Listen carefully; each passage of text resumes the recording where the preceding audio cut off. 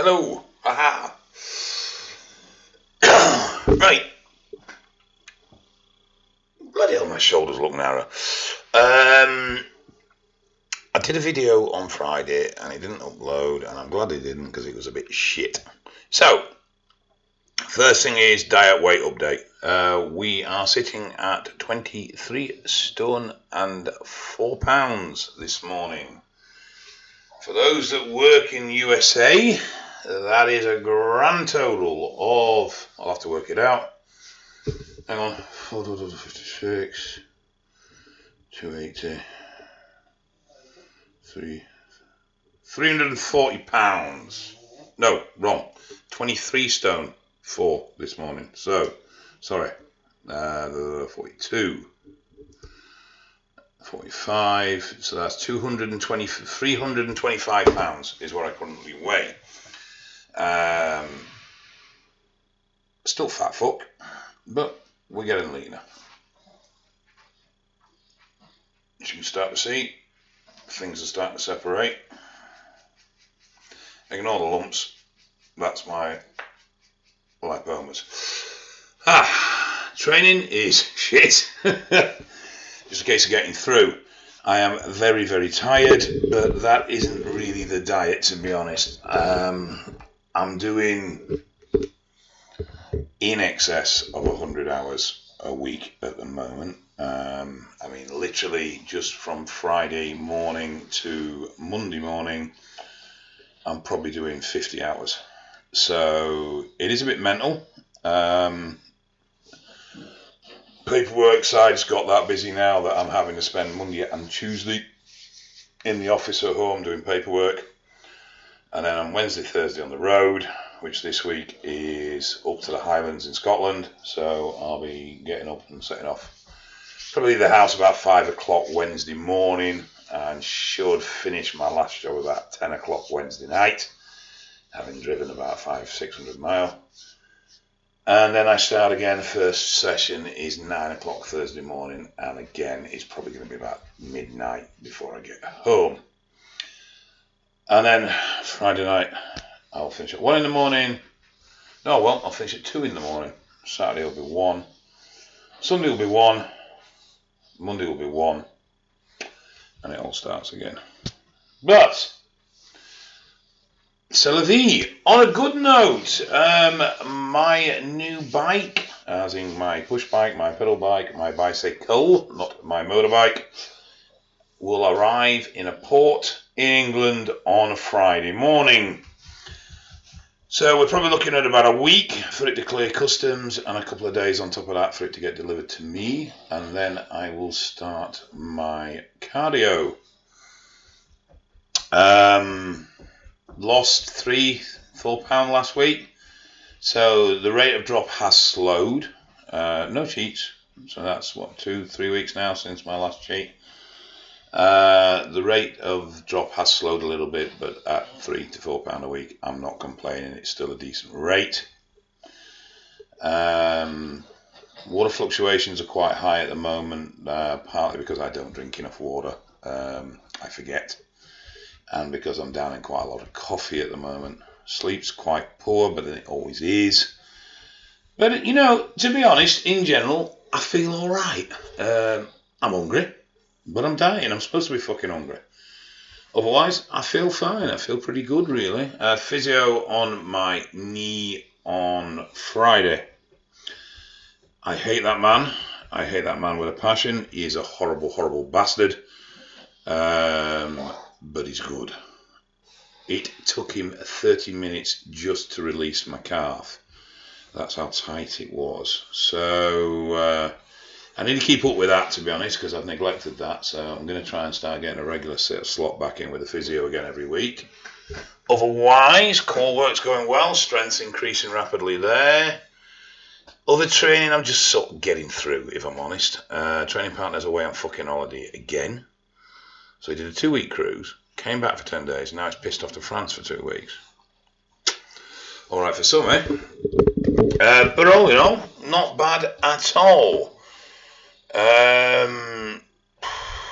Now, what I wanted to talk to you about was quite a few questions come up of recent. So what I thought I'd do is the ones that are just basically requiring answers, I'll run through them now. I'll go through my notifications on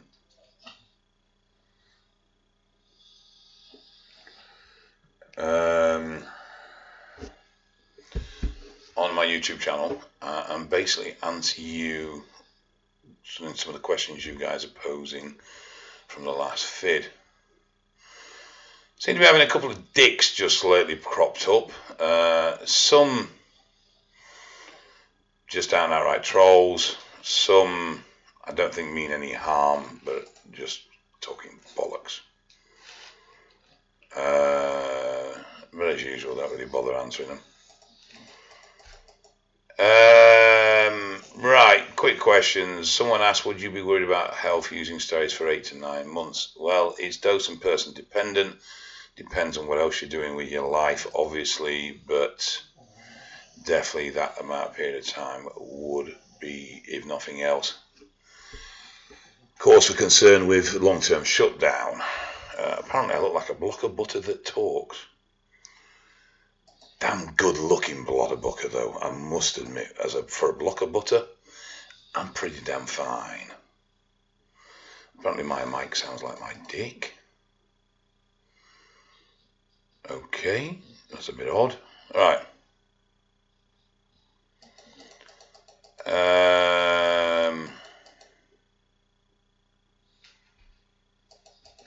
So someone wants a video on a cycle to keep for healthy or long term.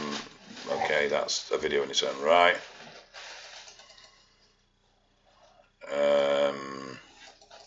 Someone asked about my art. Yes.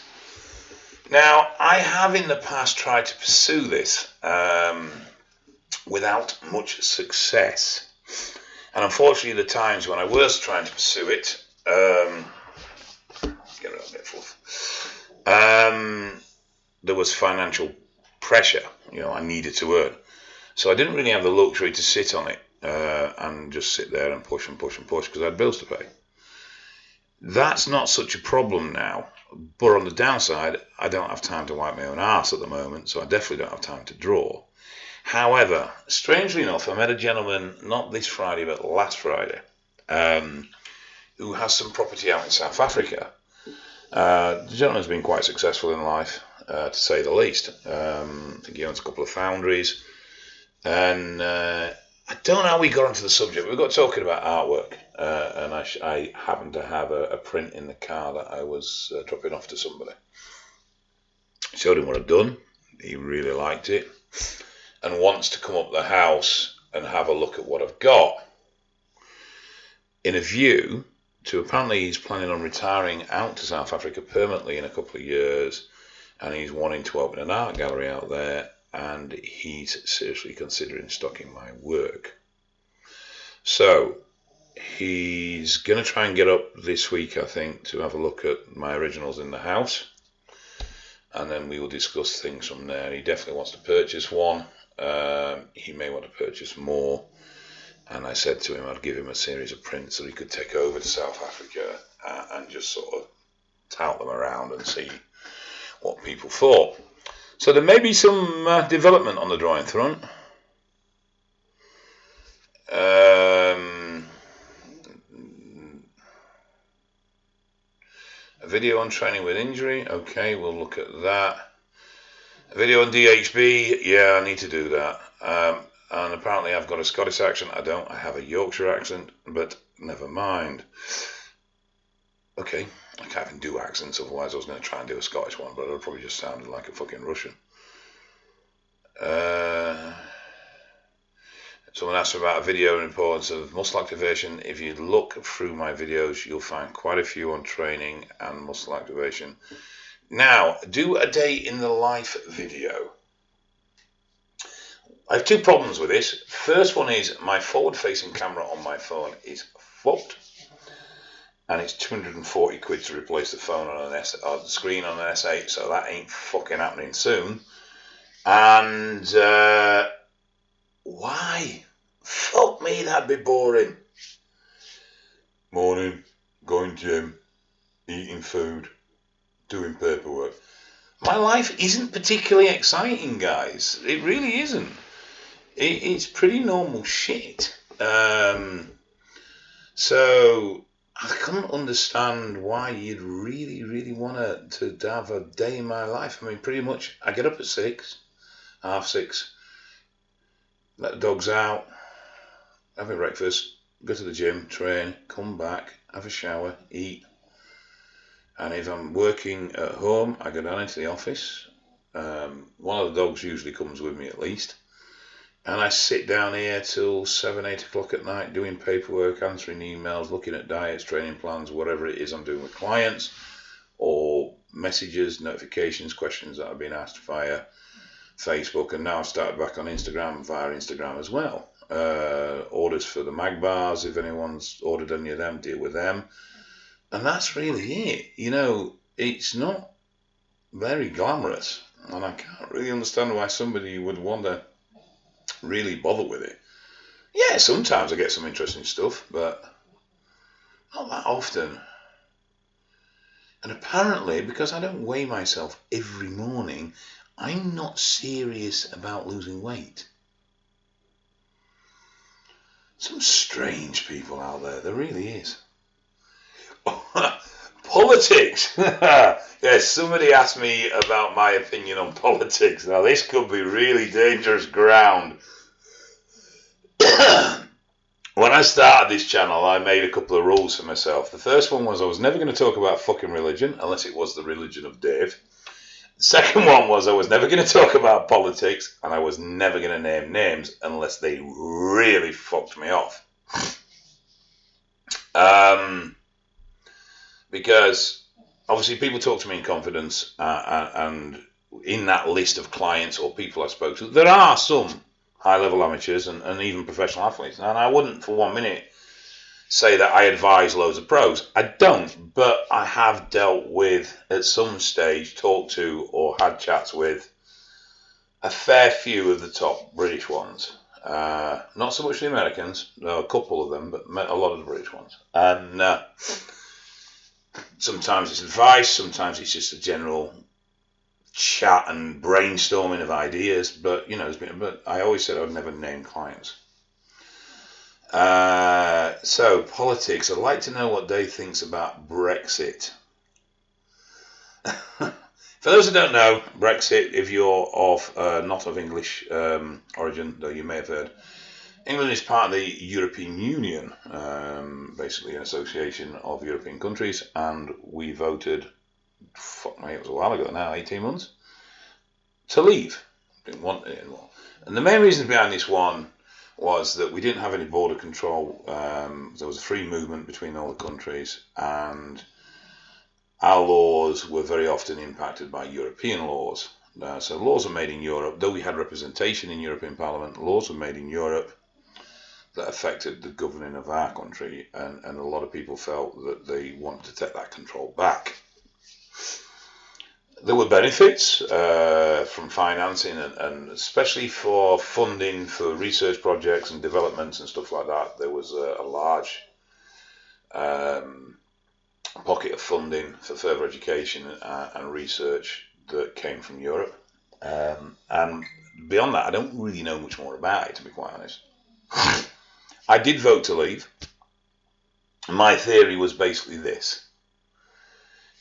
If we're going to fuck the country up, I'd rather fuck it up by our own hands and not have it fucked up by somebody else. I literally just wanted to be in control of our own destiny. Anyway, the Leave voters won, and it was then set about by our current Prime Minister to come up with an exit strategy.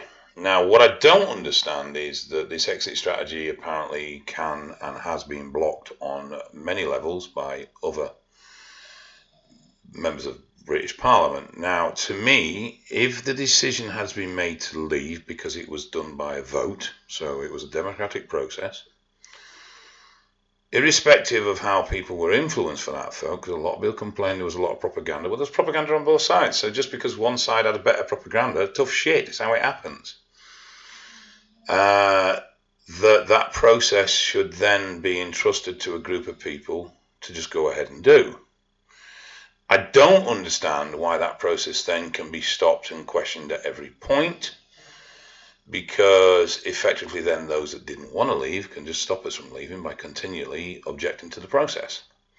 However, I do think that the current legislation and leadership in order to do that is a sack of shit. We needed a politician with a lot of balls. We needed a politician with a lot of brass who was just going to make some very hard decisions and commit to them and do it, and then sort whatever the consequences for that out as we moved on.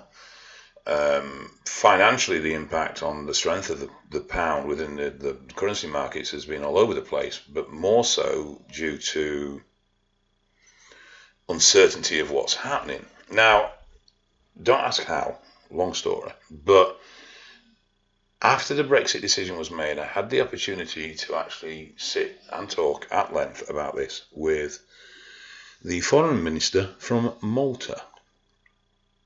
Met him at a party, very strange. And I don't claim to know a lot about this, and I don't claim to have a massive amount of knowledge on this. My decision making and my driving was quite simple. I just want to be in control as a British citizen of what my country does, as much as I could be through a democratic process. And I'm not let's not get into conspiracy theories now and about does the people really have any power and all that little bollocks, because yeah, I understand all that, but you know, the basic terms of it. Anyway, I spoke to this guy and he asked me what I thought about it, and that was basically my answer. And he then said, well, for the rest of Europe, it's pretty shit.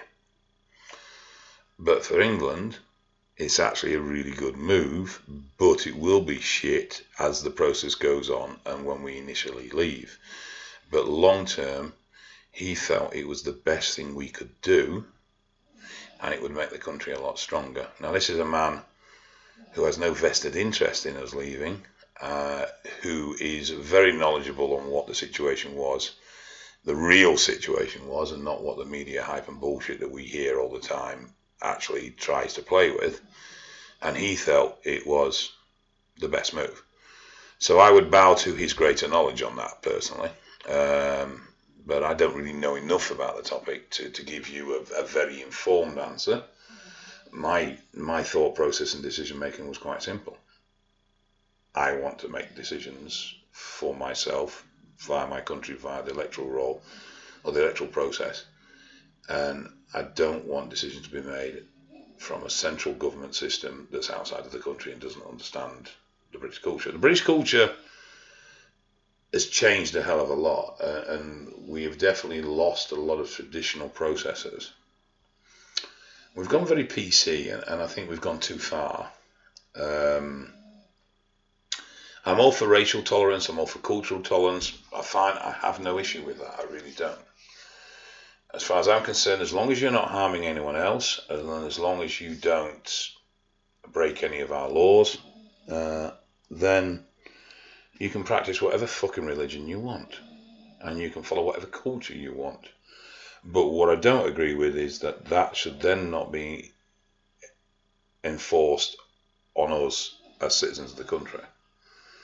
So, you know, if your culture doesn't allow for the use of mobile phones, then fine. Don't use a mobile phone if you live in the UK. But then don't start preaching and demanding that everyone else doesn't use a mobile phone, because that's bollocks. If I go to Spain, then I feel that I should speak Spanish, or as best as I can, and I feel that I should, if I don't want to get involved in their cultural celebrations and such like, or I don't agree with them, then I have two choices: put up and shut up, should I say, or leave. But I should abide by the rules of that country, and I should respect the traditions of that country. And if they clash with my traditions, then I will practice my traditions in private, but I will not enforce them onto the people around me. However, in the UK, we seem to have decided that we should allow people's traditions to shape our traditions to the point where, nativity plays in schools don't go on anymore and various other things like that. And the biggest pressure is from Muslim faith, and I've got nothing against the Muslim faith. I've got a lot of very good Muslim friends, and I'm not a big religion person. I think a lot of atrocities by several religions has been committed over the centuries. Christianity is definitely no way innocent in any of this. And I think you should be free to practice your faith. Fine. But what I don't think you should be able to do is enforce the doctrines of that faith on the natives of the country. And that's it. It's you want to be Muslim, you want to be Hindu, you want to be Buddhist, you want to be Jedi, fine, crack on. But don't expect me to do the same. I'll respect your beliefs and I'll leave you to your own, but you're not going to demand to me that my restaurant shouldn't serve this, shouldn't do that, or my TV shouldn't do this or shouldn't do that, or my school shouldn't do this or shouldn't do that. At the end of the day, your children don't have to partake in the religious ceremonies of our traditional religions within the UK, but it wouldn't do them any harm to learn and understand them, in the same way it doesn't do us any harm to learn and understand your religion festivals and cultural things. I mean, I've gone to a couple of Sikh melees and I've thoroughly enjoyed them, and I've actually been a guest and spoken at one, and great. It's nice to understand the culture and religion behind that and why the faith is how it is. But that doesn't mean that I should follow it. It's something I should have a choice to do. So a lot of people voted for Brexit. I don't know how we got onto this, but a lot of people voted for Brexit because they thought it would kick out foreign nationals. And that's not the case. I mean, the levels of illegal immigrant, most of the immigrants that they're fearing about are actually here legally. There's no issue there. So that was a lot of scaremongering that went behind it. I seem to have gone right off track here, actually. So we will move on. But that's as far as I'm going with politics and religion. So each to their own. No issue with it. Just don't force your shit on me. That's the way I look at it. Now, someone asked about my current use. I have mentioned it quite a few times. It's TRT. It's 250 meg a fortnight. That is it.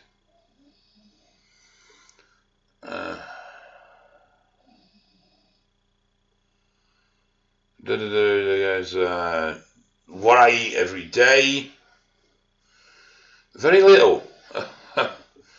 On a non-training day, first meal is 5 whole eggs, 2 slices of wholemeal toast, and then 3 meals of 300 grams of a meat sauce, usually turkey, chicken, sometimes beef, with greens. Pre-bed is 300 grams of cottage cheese.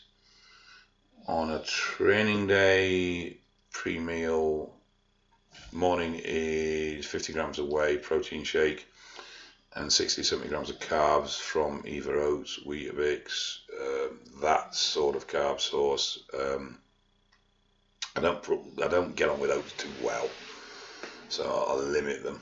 And if it's like a Weetabix cereal, then I will use the protein shake made with water instead of milk as the liquid to eat the cereal in.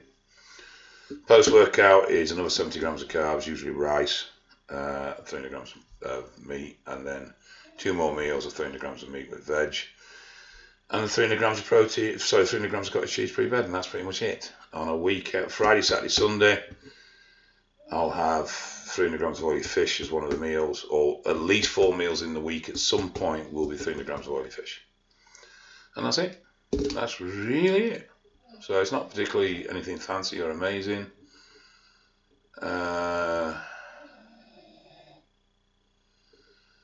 So that's pretty much it. So the rest of the ones that I can...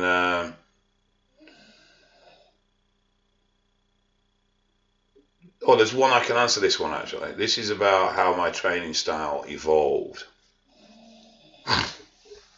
Now I was really lucky because I got access to some very good trainers at a very, very early age. In fact, when I was 16, my training partner was a guy called Billy Payne, well known locally, British final contender, to be honest, definitely had the genetics and physique to go pro, but unfortunately life and other things got in the way.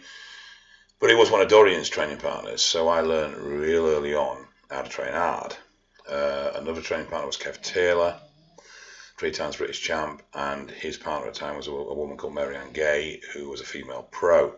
So I was definitely had a baptism of fire when it came to training intensity. But also, I never was one for throwing weights around. It never really worked for me. I remember the first set of dumbbells I ever picked up was in the cellar at home, and I did biceps, and they were slow and controlled and over the full range. And the reason was because that's what I felt. I always went very early on about how it felt and how much it hurt. And a lot of my early motivation for training was pain, and I trained hard. I mean, I didn't know about steroids when I first started training. And I used to buy all the magazines, Flex and Muscle and Fitness and everything, and I looked at these guys, and I thought the only difference between them and me was that they trained harder. So I really pushed hard, and if those that have listened to the Ian Harrison interview will know that at that time, that's all we did. It was very much an atmosphere of push, and push some more, puke up and then push some more, you know. But I also very much enjoyed the painful side of training, the burn, the feel, and everything else. So quite an early age, I got right into muscle engagement and control, and I used to play around with exercises to quite some extent to try to make them hurt more. I found my strength got to the top of the stacks pretty quick in the gym, so I had no choice then but to try and make those exercises harder. And so that's what I did. But I never trained explosive style, and I never trained for power.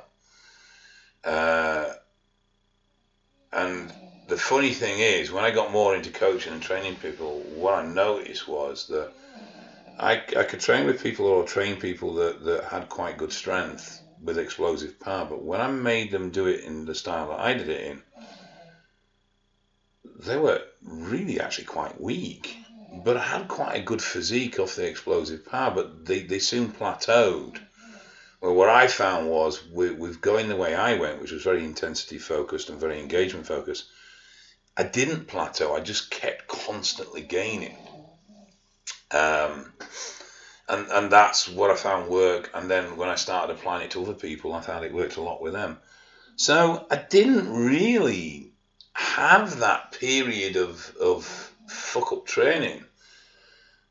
I used to get injuries, little tweaks and pulls and stuff, and basically the next day they were fine. Would I change anything? No. I mean, despite the pec detachment, which, yeah, that'd probably be something that I would... All my other tears and pulls and stuff are just a product of pushing hard. The only one that I probably would have rather not had would have been the pec detachment. That set me back a lot for a long time. And I'd had warning signs with that, but just pushed through the pain because that was a mentality I had at the time. So I suppose the only change I would have made would have been to listen to my body a little bit more when it came to injuries. I remember having severe tendonitis in my elbows and literally pretty much crying in between sets because the pain was that intense. But actually during the set it wasn't too bad. So I'd do a set, come off, be in agony for 90 seconds to 2 minutes, and then get back on, do another set, and stuff like that. And then, by the time I came to the next session, the pain had subsided, but it was then agony again at the end of that session. And so maybe I should have worked around some of the injuries a bit better. But the thing is, I'm 47 next month, October. Obviously, I've abused my body. I make no secret of that with the drug use and the size and everything else. And apart from this knee issue, which has actually come from falling over, it's come from slipping in the snow, I don't have bad knees. I don't have bad hips. I don't have bad elbows. Yeah, I had a back issue, but that wasn't actually my back. That was a weak core, something that I've now addressed. And so, despite everything I've done, I've actually come out the other side relatively okay when it comes to joints and such like. I've got a bit of calcium build-up in some of my joints, but that's just a workhorse training age-related thing. So, has it evolved? Now I don't push weight. I've pushed weight less and less, and I focus more on engagement. But at the moment, that's just because I am literally just ticking over. I'm just doing enough to hold what I've got until I get this fat off and I get down to where I want to be. And then when I'm fitter and I'm ready, I'll probably will try and push and train a bit harder. But at the moment, it's just a case of getting through this diet. But I've now, so I suppose anything's really changed. I've got a broader base of knowledge and technique within training, so I can be more adaptive. So I've got more ability to work around things, and if I'm not feeling it, I can switch things up and change things to get through a workout and be fairly reasonable. But apart from that, the basis is still pretty much the same. Go in, fuck the muscle, fuck off. And that's it. It really is. So I'm going to go, because that's into half an hour, which usually means most people have fallen asleep by this point. And I will look at doing some full-length videos on the some of the other things that people have brought up.